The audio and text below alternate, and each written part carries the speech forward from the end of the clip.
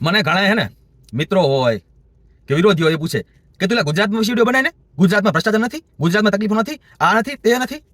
એટલે હું તો કાયમ કહું કે ગુજરાતમાં તકલીફો છે જ, ગુજરાતમાં ભ્રષ્ટાચાર છે જ, એમાં કોઈ ના જ નથી. પણ આટલું બધું હોવા છતાંય લોકો તમને વોટ નથી આપતા. એ તો વિચારો કે ચમ નથી આપતા. તમારે એ વિચારવાની જરૂર છે કે આટલું બધું છે, આપણે નજરે દેખાય છે, છતાંય બીજી પાર્ટીને વોટ કેમ નથી મળતો? કેમ કે રાજનીતિમાં સર્વગુણ સંપન્ન કોઈ નથી હોતું. સામે બે ખરાબ હોય ને તો એમાંથી આપણે એક ઓછા ખરાબને પસંદ કરવાનો હોય છે. અને જ્યારે ગુજરાતી વોટ દેવા જાય ને ત્યારે એને કોઈ ચહેરો નથી દેખાતો. અહીંયા એને મોદી અને રાહુલ ગાંધી દેખાય છે. અને મોદી રાહુલ ગાંધી જોવે ને ત્યારે મનોમન નક્કી કરી લે કે રાહુલ ગાંધી દેવા કરતા હે ને મોદીને દેવો વોટ હારો. કેમ કે એને કે મુખ્યમંત્રી ચહેરો નથી દેખાતો, કે સામે કોંગ્રેસમાં કોઈ મુખ્યમંત્રી ચહેરો નથી દેખાતો, એને મોદી રાહુલ ગાંધી દેખાય. જ્યાં સુધી અહીંયા ફેર નહીં કરો ને ત્યાં સુધી ગુજરાતમાં જીતું તમારું મુશ્કેલ છે. હા, બીજેપીને ગુજરાતમાં કોઈ હરાવી શકે. કોણ હરાવશે ખબર છે? ખુદ બીજેપીમાં ધીરે ધીરે મતલબ વધતું જ જાય તકલીફો.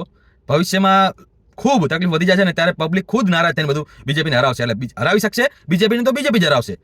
બાકી આમ આદમી પાર્ટી સપના જોવે છે, જોવો સપના જોવા, એમાં ના નથી. સપના જોવે સારી વાત છે, જોવાય. એ ખાલી છે ને ફક્ત કોંગ્રેસના જે વોટ તૂટશે ને એ તો વોટ સમજો કે સીટ સમજો જે એ ખાલી કોંગ્રેસનું જ ભેવું કરી શકશે. બાકી સરકાર બનાવવાના સપના ખાલી જોઈ રખાય. દિલ્હીમાં લોકોએ જોયું જ છે સરકાર બનાવીને, પછી એ જ જનતાએ પછાડ્યા જ છે ને.